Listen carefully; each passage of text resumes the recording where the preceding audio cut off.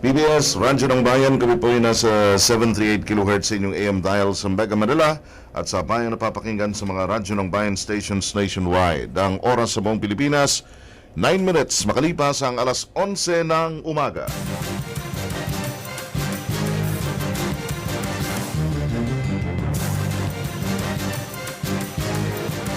Narito na ang Serbisyong Todo-Todo sa Radyo ng Bayan. Programang tumatalakay sa mga usapin para sa mga lingkod bayan at mga mamamayan, kumikilala sa katangi-tanging paglilingkod ng mga public servants. Serbisyong Todo-Todo sa Radyo ng Bayan, magkatuwang na ihahatid sa inyo ng Civil Service Commission at ng PBS Radyo ng Bayan nationwide.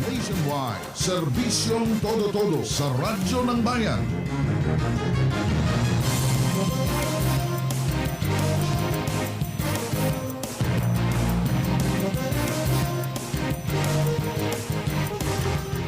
Muli isang magandang umaga sa lahat mga kaibigan. Kayo po nakikinig sa Serbisyong Todo-Todo dito pa rin sa Radyo ng Bayan. Ngayon po ay March 13, araw ng Biyerkules at pinagdiriwang pa rin natin ang Women's Month. Ngayon hong month ng Marso. And of course, ito ay may temang kababaihan gabay sa pagtahak sa tuwid na daan. Kung inyo pong maalala mga kaibigan, noong March 8 ang National Women's Day at marami pong nag-participate sa mga activities na pinangungunahan ng iba't ibang mga ahensya ng gobyerno. Good morning, Director Agamata. Ma'am, good morning. Hi, Alan. Magandang umaga sa iyo. Tama yung sinabi mo, nakakatuwa naman talaga ng ating pamahalaan at iba-ibang mga ahensya ng ating gobyerno ay talaga namang nagli-lead ng celebration ng Women's Month. Simple lang, dapat naman talagang pahalagahan ang kakayanan, kilalanin ang kakayanan ng ating mga kababaihan. Siyempre, kasama na tayo doon. Yes, ma'am. And of course, ito hong usapin tungkol sa mga kababaihan, lalo na itong Women's Month, ay magiging topic po. Mas malawak na talakayan sa susunod po na mga episode ng programang ito. Lalo na ho yung mga polisiya ng Civil Service Commission kaugnay ng gender sensitivity and awareness. Naku mga kaibigan, abangan ho ninyo yan. Napaka gandang talakayan ho yan tungkol sa mga polisiya o policies ng Civil Service Commission kaugnay ng gender sensitivity and awareness sa mga susunod po na episodes ng ating programa. Right. Mhm. Okay, dito sa serbisyong todo-todo, marami talaga tayong impormasyon na makukuha, no? At in fact, meron tayong trivia sa araw na ito. Naku, galing naman ni Dita sa kanyang ni-research. Miss Dita Siena. Thank you, So, kanina ko lang nabasa to, sabi ko nakakatuwa naman, no? Okay. Ma'am, sandali lang po at sumisenyas ang ating palace reporter, Marie Peña Ruiz. May mga updates sa presidential activities mula sa Malacanang. Marie Okay. Ruiz, good morning. Please come in. Yes, good morning, Alan and Maju. Pinanumpangan ni Pangulong Benigno Aquino III si Erlinda Basilio bilang Ambassador Extraordinary and Plenipotentiary ng Pilipinas sa People's Republic of China. Si Basilio ay dating Undersecretary ng Department of Foreign Affairs. Ganon din, pinanumpahan ng Pangulo ang KBP o yung kabisanan ng Broadcaster ng Pilipinas Board of Trustees and Officers. Kasama dito si Ginoong Jun Nicdao bilang Chairman ng KBP, Butch Canoy, Vice Chairman, at si Herman Basbanyo bilang Presidente ng KBP at iba pang mga opisyal. Mamaya alanan, sabayanan natin kung mapapaunlakan ang Malacanang Press Corps ng interview kay Pangulong Benigno Aquino III. Pero sa ngayon ay nagkakaroon pa ng photo opportunity dito sa Malacanang yung sa mga nanumpang sa pwesto.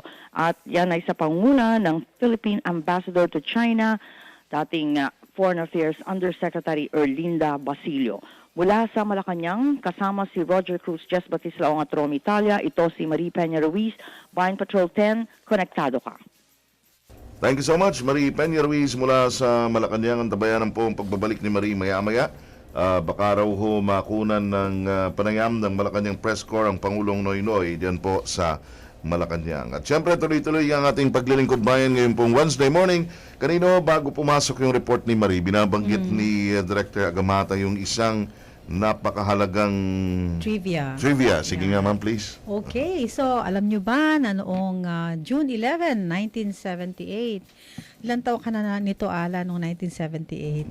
78 Mukhang ako. nasa high school pa ako noon. Nasa elementary pa ako noon, ma'am. Okay, so pamamagitan ng ating Presidential Decree number 1530, itinatag ang Home Development Mutual Fund or HDMF bilang tugon sa pangangailangan para sa ating National Savings Program at Affordable Shelter financing para sa mga manggagawang Pilipino. Abay, kasama pala ang SSS para sa private employees of course, at ganun din ang GSIS para sa ating mga kawani ng gobyerno. Pinangasiwaan ng HDMF ang dalawang pangangailangan na ito. Ngayon, noong December 14, 1980, naging independent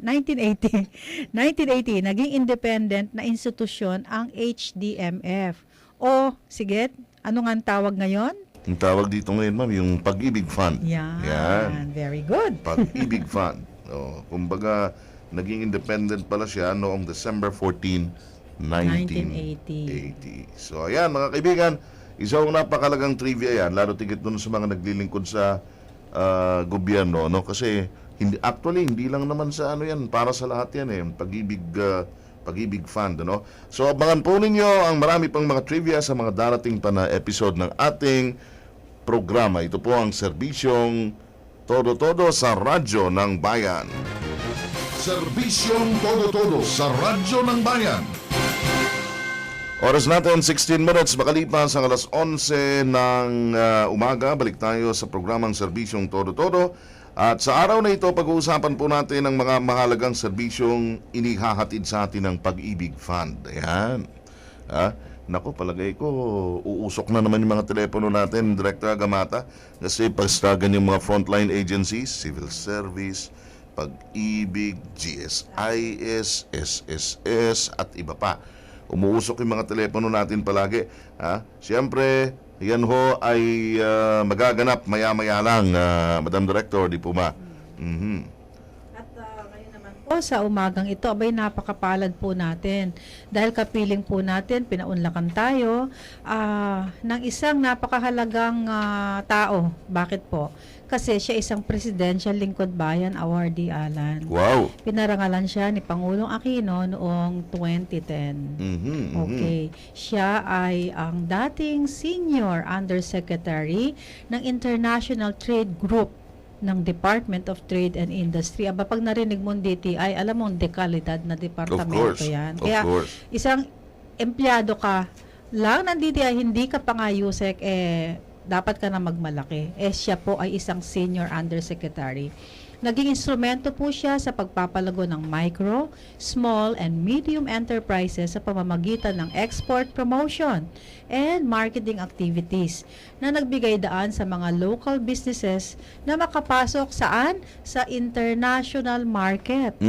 Tama. At ngayon ay isa na po siyang masayang retiree. Kaya nga sabi ko kanina, Yusek, mukhang relax na po kayo ngayon. Pero kausap ko kanina, ang gaganda ng kanyang mga suggestions. So, okay. yes. So, Madam Director, let's welcome ang ating panauhin po, Presidential Lingkod Bayan Awardee noong taong 2010, dating Undersecretary ng Department of Trade and Industry, si Yusek Tomas Aquino. Yusek, sir, magandang umaga po at welcome po sa Serbisyong Todo-Todo sa Radyo ng Bayan. Magandang umaga din po, Alan at Director Lisa, sa inyong pag-imbita sa akin at pagbigyan ng opportunity na makishare sa some of the ideas that I have. Yes, sir.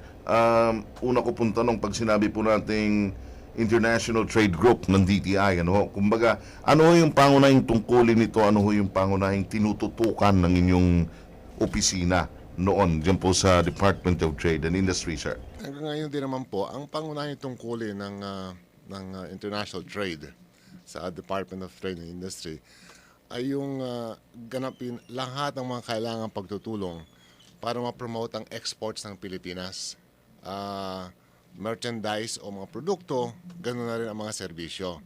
At kasama na rin din po yung mga pag-negotiate sa mga trade partners natin para makakuha tayo ng mas magandang kondisyones para sa mga exporters natin. Produkto at saka yung mga exporters na behind the micro, small, and medium enterprises. Ngayon sir, nabanggit po no ang export promotion and marketing. Paano nyo po ito ginawa at gaano po naman ka-massive ang naging impact o epekto nito sa ating mga kababayan lalo na po sa negosyo? Unang-una po, pwede natin sabihin yung mga panibagong produkto o tinatawag na new exports. Example po, yung ordinaryong lambanog, mostly coming from the Quezon province. Marami mga coconut trees dyan. Yan po, natulungan natin yung mga manufacturers niyan para magkaroon ng good manufacturing practices, para magkaroon ng certificate. Kasi yun ang hinahanap ng mga bumibili ng mga ganong klaseng inumin sa ibang bansa. Coconut-based alcoholic beverage yan. Alam niyo po, sa mundo, may mga ganun ding klaseng produkto pero coming from Caribbean countries. So, may coconut trees sila, tayo may coconut trees din. So, ito yung, kumbaga sa centuries ng inumin natin na pwede nating i-share o itulak sa foreign markets. Pangalawa po, example ng new export, no? O yung mga challenges that my office had to attend to, yung ube ice cream. Ube ice cream. Sa Amerika po, kasi Ube mas ice cream. kulay yung yam o yung root crop, hindi nila alam yon. Alam lang nila puti, which is the potato. White potato. Ito po, ube. So, it took a while para makakuha ng permit doon sa Food and Drug Administration ng Amerika. Okay. Kasi hindi banyagas, hindi Nila kilala? Hindi nila kilala Ube ice cream. Patok na patok sa Pilipinas yan eh. Doon, question mark sa kanilang una. Gusto natin ikalat Export. yung kaligayahan natin sa ube ice cream sa ibang bansa. Meron pa pong isa, yung business process outsourcing. Yan. Malaki rin pong ginawa ng BPO. BPO. Together with the Board of Investment. Yan, so pinopromote namin na kayang gawin ito ng Pinoy. Pero para mangyari ito, kailangan maghatak din kami ng mga investors, both foreign at saka local. So, that is the rest of the story. It started early on, mga 1997. So, salamat dun sa mga tulong ng mga negosyante at saka mga opisyales. The BPO industry is what it is now. At saka malaki po ang hinaharapan yan. Kasi kung isipin nyo, lahat ng profesyon ng existing ngayon, maaari magkaroon ng IT eh. Yes. So, hindi tayo dapat mahuli doon sa development na yon na magagamit natin para ikabubuti ng bayan. So biruin nyo mula sa lambanog, sa ube, tapos napunta tayo sa BPO. Naku naman, na talaga ngayon talagang yan, laganap. Patok na patok. At saka ang projection doon, Director Mas Agamata, lalaki pa. sa darating pa na kung ilang dekada lalong uunlad ang BPO, Business Process Outsourcing, dito sa atin sa Pilipinas. Ay, kasi isa ang Pilipinas po, Yusek, alan sa mga paboritong pagkuhanan ng labor. So, ngayon, napakaganda ng sinabi ni Yusek tungkol dito sa pagninegosyo, talagang international na tayo. Ngayon, ito basic question po, Yusek, gaano po talaga kahalaga na ang Pilipino ay dapat ay tangkilikin ang produktong gawang Pinoy? Kung pwede pa akong magdagdag para makita natin yung big picture. No? Okay. Yung sinabi ko po isa bagong exports, hindi ba? Meron din po tayong intensified exports. Yung in-export Okay. natin, pero kailangan itulak pa. Example po yung canned tuna sa Yes. China. Kasi po, most of the Chinese live in the inland. So, ang alam lang nila pag fish, yung sa coastal. Okay. So, for them to eat canned, medyo Okay. bago yon. Tapos galing pa sa Pilipinas. So, ito po yung tinulak namin. Kaya kahit na yung mga ministro, pinakain namin to show them na mahusay yung ating canned tuna. So, that's a new market of an existing export product. Isa po pa sana would be yung mga processed food natin na pinopromote namin doon sa mga istasyon na pinag-umpisahan ng mga cruise ships. Tama. Kasi po yung mga nag-aasikaso sa mga biyahero doon, mga Pinoy. So, kung naintindihan nila yung pagkain na iaalok galing sa kusina ng barko, mas madaling ma-promote. So, ito po yung hindi nalalaman ng lahat, pero ganun kalawak ito. Ngayon, ang epekto po niyan ay massive. Remember, we have about $51 billion of exports, ha? Kumbaga sa kuwan ito yung mga binili ng mga dayuhan or outside the Philippines. So, Tama. pandagdag yan doon sa laki ng ekonomiya natin. So malaki na ekonomiya natin, pandagdag pa. Of course. So intensified lalo. So parang sinasabi niyo po na hindi lang dapat magantay, no? May produkto tayo na napakaganda, napakasarap. Doon nga sa Cantu na maganda ang yung patronage Response. dito sa Pilipinas, no? Ang response. Pero doon pala, dapat palang influensyahan mo, yun nga yung sa China na sinabi nyo, upang sa ganun tanggapin nila at i-patronize ng tuloy-tuloy pa itong ating Cantu. Naisipin mo, napakalaki ng populasyon ng China. Hindi po ba? Tama po yun, Dr. Lisa, no? Yung tinatawag na promotion.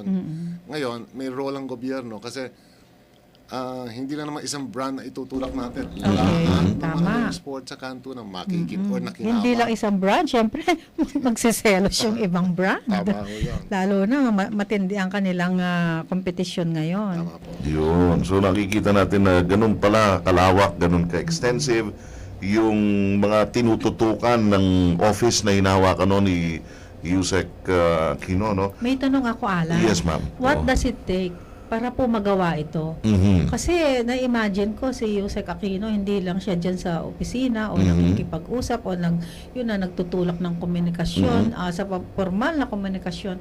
Ano po ang meron kayo, Yusek, no? Nung kayo po ay nasa DTI? Kasi talaga po namang matindi po ang paghanga sa inyo ng napakarami nating opisyalis sa pamahalaan, kahit saan po kami makarating. Kaya naman, natanggap nyo po itong Presidential Award. Pwede po bang i-share nyo sa amin, ano po ang nag-motivate sa inyo upang maging exemplary government servant po kayo? Kahit na po nung nung bata pa ako, I wanted to have a stint in government. Sandali lang po. Sandali. Sandali lang kasi Mga gano'n po Bakit yun. naman sandali lang, sir? kasi alam ko po na talagang pag you work for public service, walang tigil po yan eh. So, pag kumatok yung nangangailangan, kailangan sagutin mo. So, ganun lang po. So, I prepared myself for it. So, nag-aral ako. And then, salamat sa Panginoon, naluklok ako dito sa isang area na close to trade and investment. So, nung nai-appoint po ako, this is originally po by former President Corazon Aquino in her last year in government. We're not too many, well, kasi pag last year, syempre, alam naman nyo, bihira yung mga pumapasok. So I felt na, ito yung challenge because I cannot choose the opportunity eh. So I joined sa Board of Investment. And then, unti-unti ko pong inaral on how government systems work at saka what also motivates government people. Kasi hindi naman lahat pinanganak para mag-serve sa publiko eh. Tama po. And then- Kasi hindi and ka then- po yayaman sa gobyerno eh. That's right. So ito yung mga bagay na tinanggap ko. And then I learn about it and then I program myself in effect always siyempre sa tulong ng Panginoon na at saka dapat masaya sa ganitong klaseng trabaho. At saka hindi naman this is work but not a job, no? So and ito naman opportunity and then wala na pong tigil kasi kung ano na yung mga pinapasa, there are new challenges, interesting people po sa government din. At it was worth spending one's life on. So, ganun po ang motivation. Ayun. So yung unang naisip ni Yusek Aquino noon na makapaglingkod sa pamahalaan kahit sandali. Sandali lang. Sandali. Yun po ay tumagal ng ilang taon din hanggang sa kayo mag-retiro from government service. Actually, 19 years. Yung, Almost Hindi 20. sandali yun. oo. Mhm. Kasi po, yung presidential system natin, every 6 years, hindi ba? Aha. So, hindi man ako makapalag pag nandun pa yung... At tuwing may nag-apat bagong sa akin. Pangulo ay hinihiling naman siyang magstay. Tapos pag may change, I'm asked to stay on. So, like a good soldier, I stayed on. Ayun. So, very interesting, yung maikli sana na gusto niyang makapaglingkod sa pamahalaan kahit for a short period of time, Ay naging ay 19, naging 19 years. At hindi bibiruin yung 19 years, ha? Mahaba yun. At siya po talaga naman ay nakapag-iwan ng napakagandang legacy, no? Hindi Yes. lamang po sa DTI kundi sa yung buong bürokrasya Yes, po, gawa oo. ng kanyang modeling, no? I-walk his talk kasi po. Okay. Director Gamata, siguro hinga natin kahit kaprasong mensahe si Yusek Aquino para sa mga nakikinig sa atin, ng mga kapwa niya civil servants, na ma-inspire din sila na ika nga baka ang iniisip nila maglingkod din sa gobyerno ng maikli. Yung pala tatagal din ng ganong katagal. Hindi lamang 19 po, years hindi and lang beyond. Alan, Oho. ang kanyang mensahe na inaantay natin ngayon ay para din sa mga mamamayan, para malaman naman ng mamamayan na ganitong klase, ganito ang uri po Yun. ng ating mga public servants. Ikot lalo po ang Yusek Aquino natin. Sir? Sir, please. Ang masasabi ko lang po ay lahat po tayo ay pantay-pantay. Ang pinagkaiba lang ay the different roles that we are given. Meron dyan nag-umpisa sa ibaba, sa entry level. Meron dyan ng entry level sa taas, meron dyan sa gitna. So whatever the opportunity is, we have to act accordingly. At saka to think na isa lang ang gobyerno, kahit different agencies yan. Tama. And that lahat ng mga kasama ko sa opisina ay kailangan tratuhin the same way na ang trato ko dun sa mga other agencies sa government. Kasi pare-pareho, iba-iba lang naman, nakakaiba lang naman sa atin is the pay grade. That's my favorite line, hindi ba? But all of us are there to serve. At saka isa lang dapat ang pagtitingnan natin, paano yung response ng publiko. At saka siyempre, once in a while, we have our leadership and there are leadership changes na kailangan sabayan natin, tsaka respetuhin natin. At above all, kailangan masaya tayo sa ginagawa natin. Araw-araw po yan. Tama. Alam ko. Antindi na, dapat masaya tayo sa ating ginagawa araw-araw. Yes. Naku, thank you, sir. So, very inspiring po talaga inyong mensahe at sana po maimbita namin kayo sa susunod na mga episode pa namin. So maraming salamat po, Undersecretary Aquino, ang ating pong 2010 Presidential Lingkod Bayan Award. At sa amin pong pagbabalik maya-maya, makakasama natin si Mr. Len Galang mula naman sa Home Development Mutual Fund, mas kilala bilang Pag-ibig Fund. Ang oras 11:32 ng umaga. Sandali lang po, babalik kami. Magpapakilala po muna ang ating himpilan. 7,100 islands. Philippine Broadcasting Service, Radyo ng Bayan 738 sa Mega Manila. One Philippines, one network. PBS.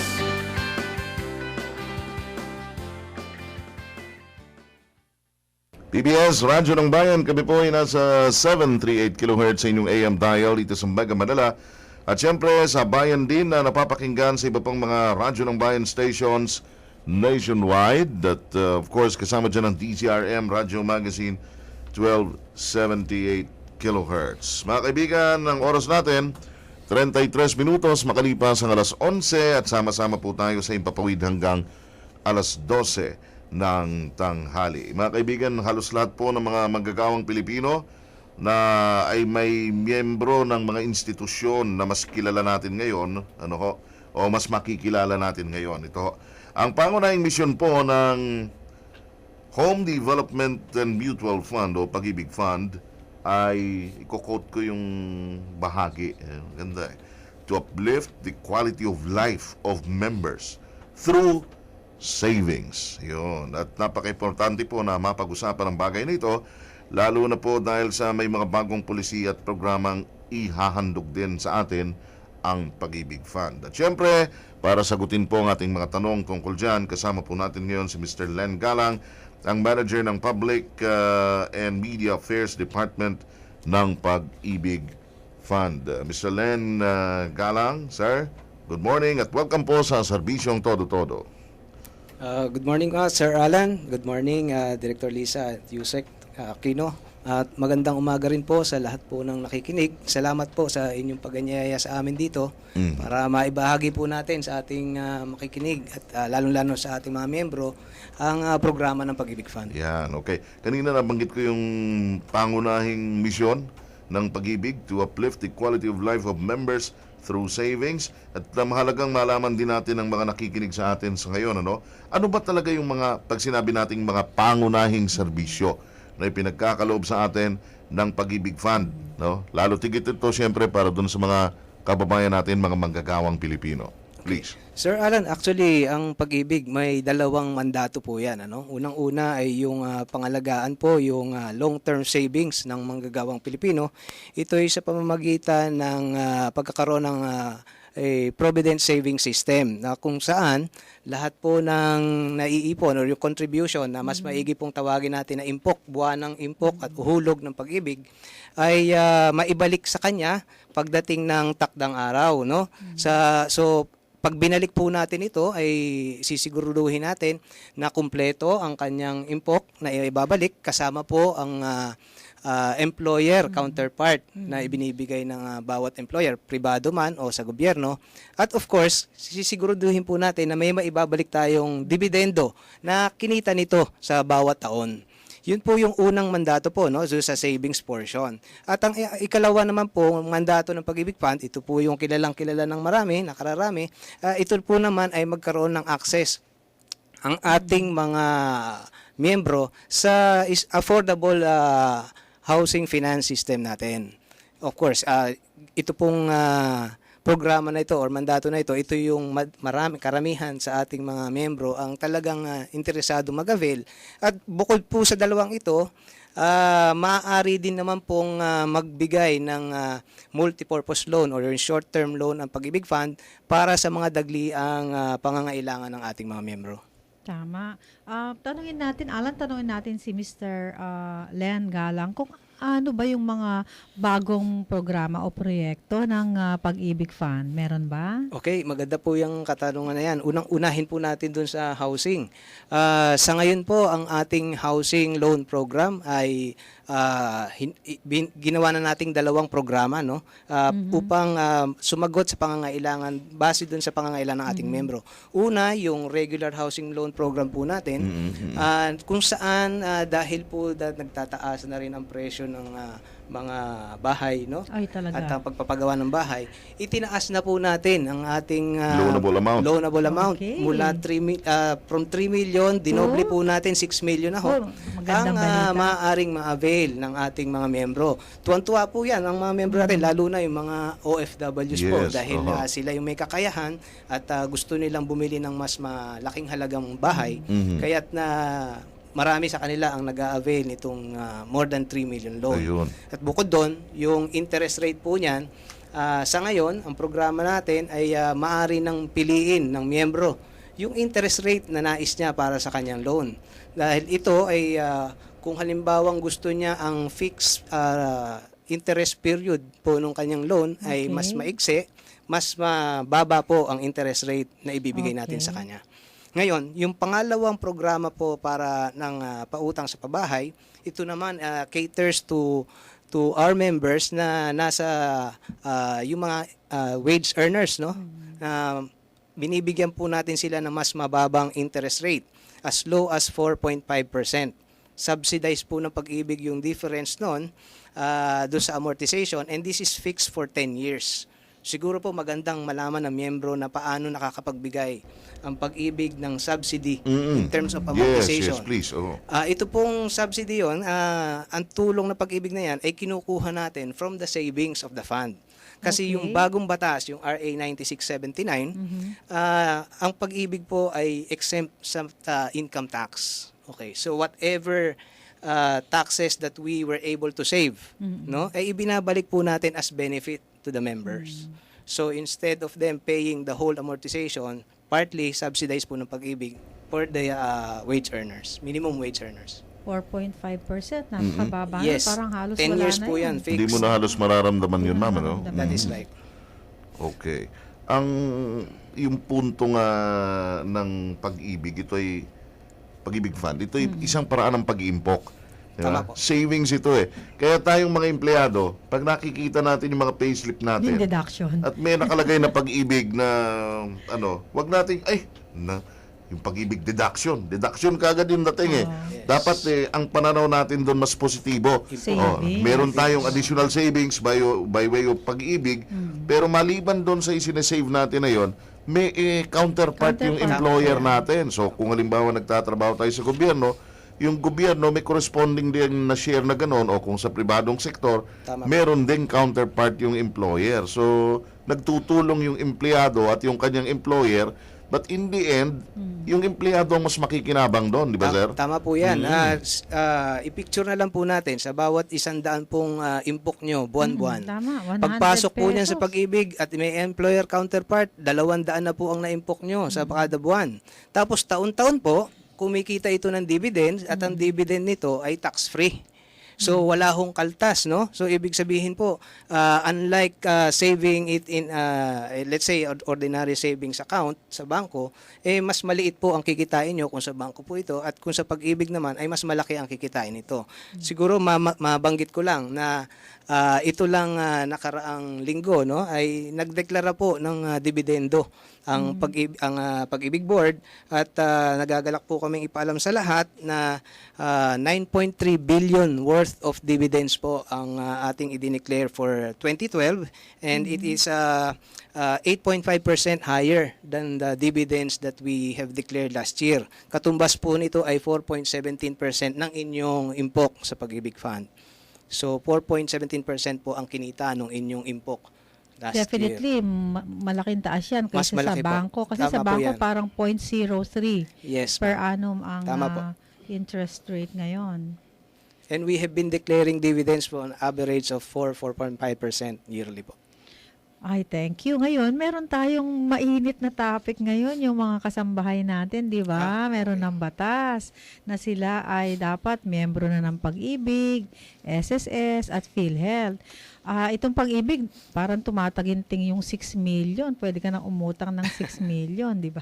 Kumikita ka pa ng dividend. Ayan. So, tanungin nga natin kung ano tong programa ng Pag-ibig para sa ating mga kasambahay. Okay. Iniintay pa ho natin yung IRR po nung bagong batas on kasambahay, ano? But then again, even before po dumating itong bagong batas na ito, ay isinama na po natin sa ating membership ang mga kasambahay sa pamamagitan ng pag-engganyo sa kanila to register with us through their yung inumpisahan ho natin through the associations po ng mga kasambahay sa different subdivisions, kasi mahirap po silang puntahan isa-isa. Okay. So ang ginawa po natin ay nakipag-coordinate po tayo dun sa mga asosasyon nila. So, may kasambahay association na Yes. ngayon. In fact, sa last year lamang, mahigit 2,000 na po ang nai-register nating kasambahay, no? Who registered with us. At kung sa benepisyo naman po ito, ang tatanungin ay tayo po naman, katulad po ng sinabi natin, na papasok po sila dun sa housing loan program na binanggit ko kanina. Okay. Kanina nabanggit mo in passing na isa sa mga sektor din na pinagtutuunan ng pansin ay ang mga overseas Filipino workers. Tayo nadidinig din ng mga OFW worldwide sa pamamagitan ng internet, www.pbs.gov.ph.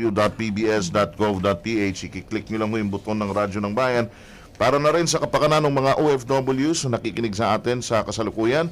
Bigyan natin din ng update sila tungkol doon sa mga tinututukan o kaya naman ay ongoing o kaya yung mga nasa pipeline na ng mga proyekto o programa ng Pag-ibig Fund na intended para sa kanila. Please.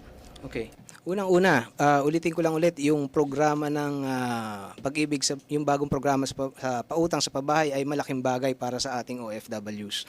Ngayon, itong ating mga OFWs, ang ginawa po natin dito upang lalong mapaganda ang serbisyo sa kanila ay dinagdagan po natin yung mga remittance centers, no, na abroad, para ho sa ganun ay maging mas madali sa kanila yung pag-iimpok at pagbabayad kung sila naman po ay may halimbawa ay umutang para sa pabahay. Halimbawa po, tayo po ay nakipag-ugnayan na rin po, mayroon na tayong kasunduan na maaari na magbayad ng kanilang short-term loans at housing loans ang mga OFW sa PNB at Metrobank Overseas Branches. In fact, yung Asia United Banks Remittance Partners Abroad ay kasama na rin, at yung mga iRemit at Ventaha International Corporation. Ito po yung ilan lamang doon sa mga maaari nilang puntahan para maging magbayad or maghulog ng kanilang impok buwan-buwan.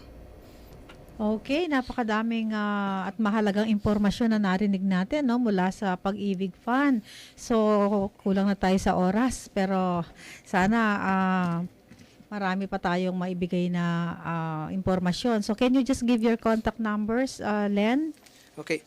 Before that, ma'am, idagdag Sige. ko lang po na para ito rin ay serbisyo din sa ating mga OFW especially, na dahil po sila ay malayo at nangangamba siyempre yung mga yan kung yung kanila bang ibinayad ay Tama. na-record ng tama sa kanilang account.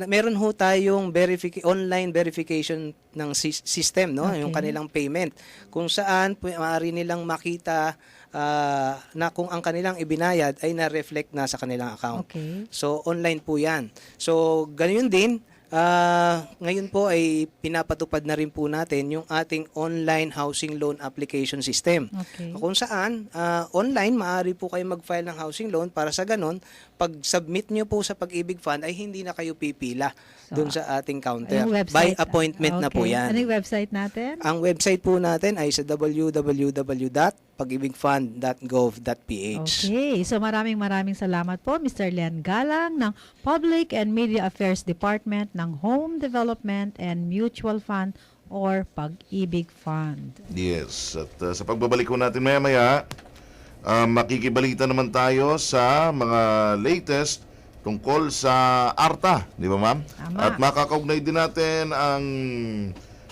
Regional Director ng Civil Service Commission dyan po sa Bicol Region, Right. sa Region 5, si Director Cecil Nieto. Lahat po na yan sa pagbabalik maya-maya ng Serbisyong Todo-Todo. Serbisyong Todo-Todo sa Radyo ng Bayan.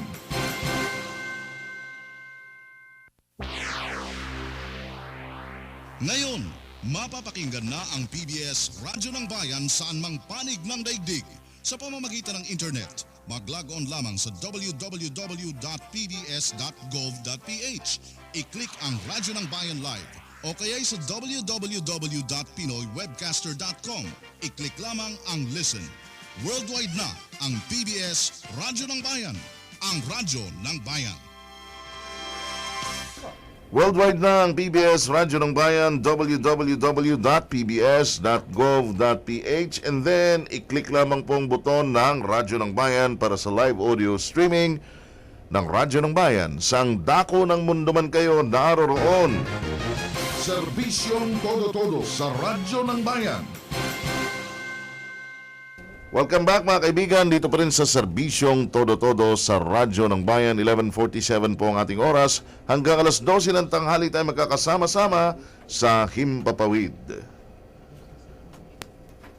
Okay, ngayon po, Director Agamata, pag-usapan natin yung mga latest naman tungkol dito sa Anti-Red Tape Act o ARTA, na ito ay isa sa mga matinding ikinakampanya Ng CSC. palagi ng Civil Service Commission.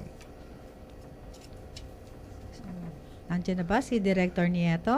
Okay. Sige po. Nasa linya na rin natin si Director Nieto ng Civil Service Commission Region 5 sa Bicol Region. Okay. So, hi Cecil. Hi, Director Lisa. Hi, Director Cecil. Ano po ba ang mga ginagawa nating hakbang dyan sa Region 5 upang mas mabantayan ang pagpapatupad ng Anti-Red Tape Act of 2007? Okay, magandang tanong yan.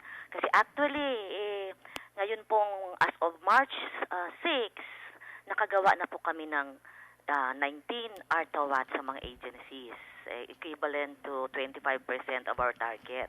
Okay. But medyo hindi magandang balita kasi of the 19 agencies, 8 lang ang mayroong kompletong citizen starter. Oh.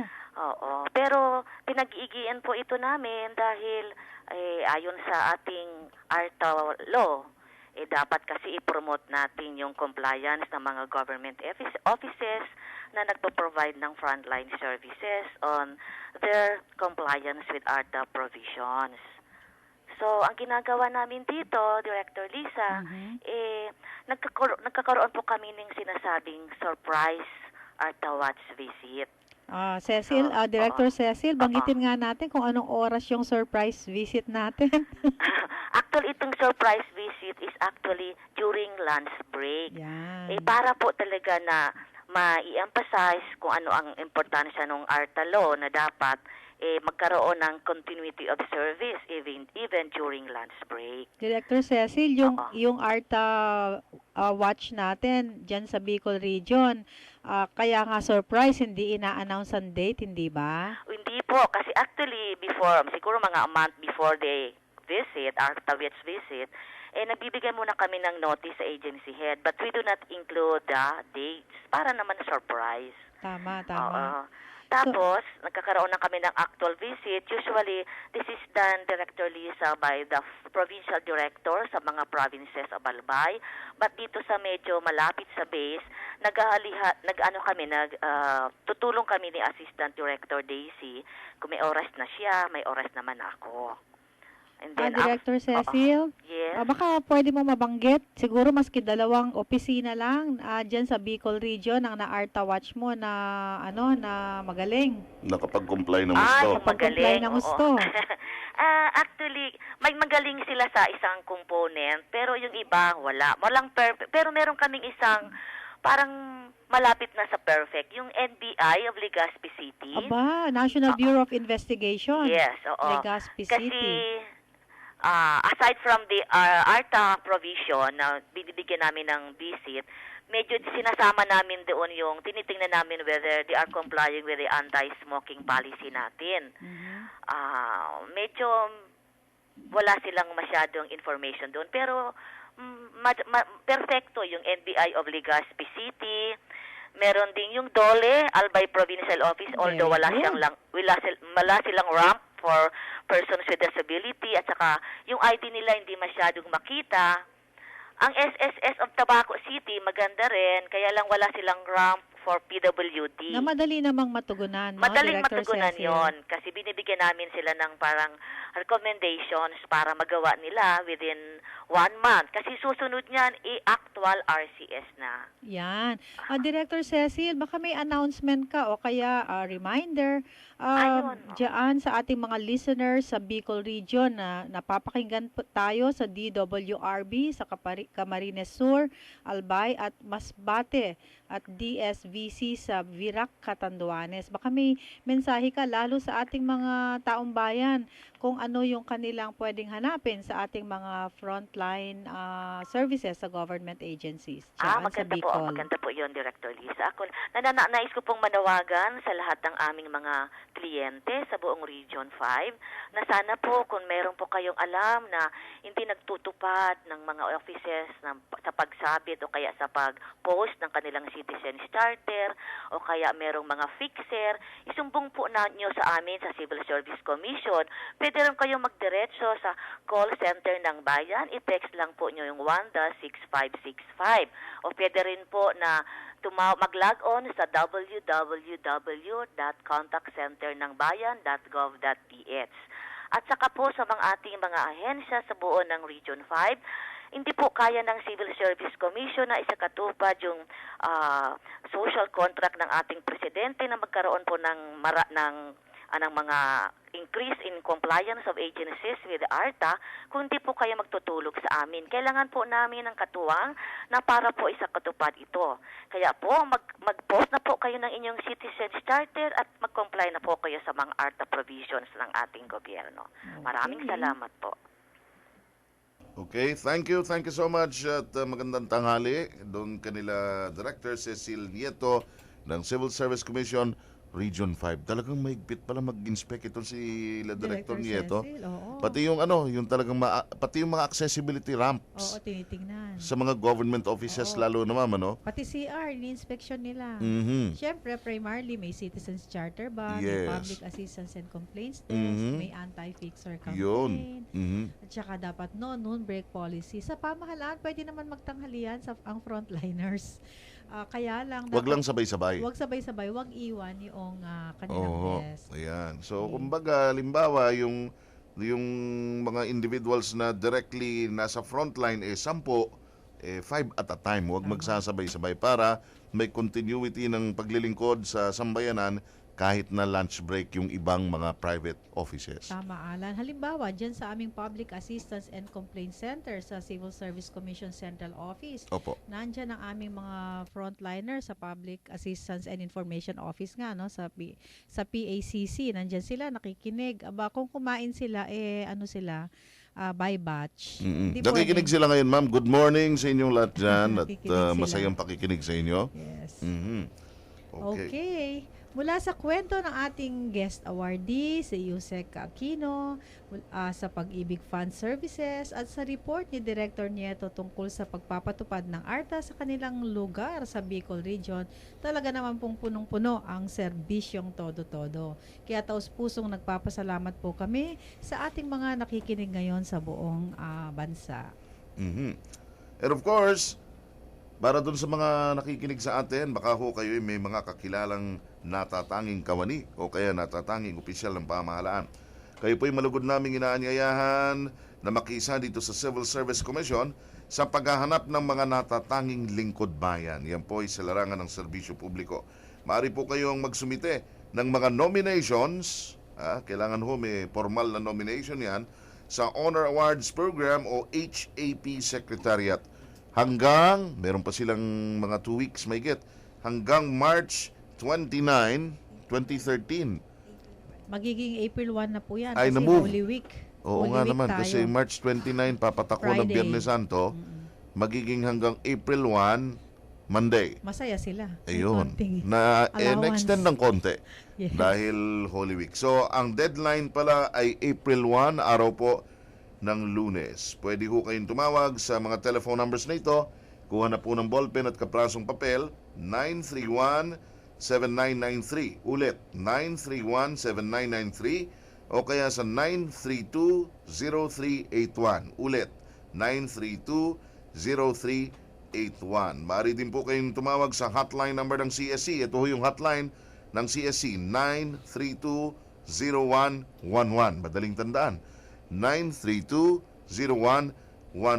Tumatanggap din po mga kaibigan ng HAP Secretariat sa pamamagitan ng kanilang email address. Mga nominations through email, pwede po padaanin lamang sa mga small letters ulat ito, lowercase HAP Secretariat. Magkakadugtong po yun, HAP Secretariat at yahoo.com. So pwede niyong i-course through email yun hong mga nominasyon nyo ng mga natatanging kawani o kaya opisyal ng pamahalaan. Thank you, Alan. Sana tulungan tayo ng ating mga mamamayan, ng ating mga public servants na tukuyin kung sino ang paparangalan ngayong 2013 ng ating Pangulong Noynoy Aquino sa Palasyo ng Malacanang. Ito'y sa Rizal Ceremonial Hall ginaganap. Kapili nga po natin, no? Actually hanggang itong oras na to, si Yusek Aquino, isa siyang Presidential Lingkod Bayan Awardee. So hanapin natin ang mga katulad ni Yusek Aquino. Para sa inyo namang mga katanungan, complaints o comments sa mga tanggapan ng gobyerno kaugnay sa Anti-Red Tape Act of 2007 o ARTA, abay maaari kayong tumawag sa hotline number. Bibigay ko po maya-maya lamang. Kailangan nyo pong mai-report kung gusto nating magkaroon ng pagbabago sa kalidad ng frontline services ng ating pamahalaan. Abay, dapat po tayo mag-report, huwag po tayo maglagay. Kasi pag naglagay tayo, ibig sabihin, may kasalanan din tayo. Tama? So, wag po tayo maghanap ng fixer. Maghanap po tayo ng karatula. At kung wala namang karatula, kamukha ng sinabi ni Director Cecil Nieto kanina, i-report po natin. Kung masungit po ang ating frontliner, i-report natin.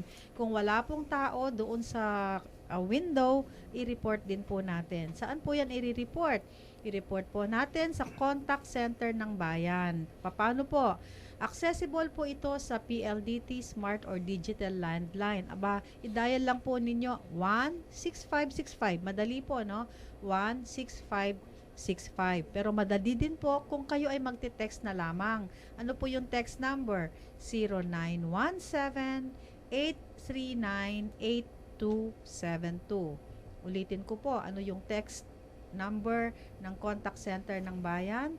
0917-839-8272 at 0908-881-6565. Maaari rin po kayo mag-log in. Ito madali kung magaling kayo sa computer. Andito lahat. Contact center ng bayan.gov.ph. Contact center ng bayan.gov.ph. So mga kaibigan, salamat po ulit ng napakarami sa inyong pagtutok dito sa serbisyong Todo-Todo. Magkarinigan po tayo uli sa susunod na Wednesday, alas 11 hanggang alas 12 ng tanghali. Ako po si Alan Alianige. At ako naman po ang inyong lingkod bayan, Liza Agamata ng Civil Service Commission.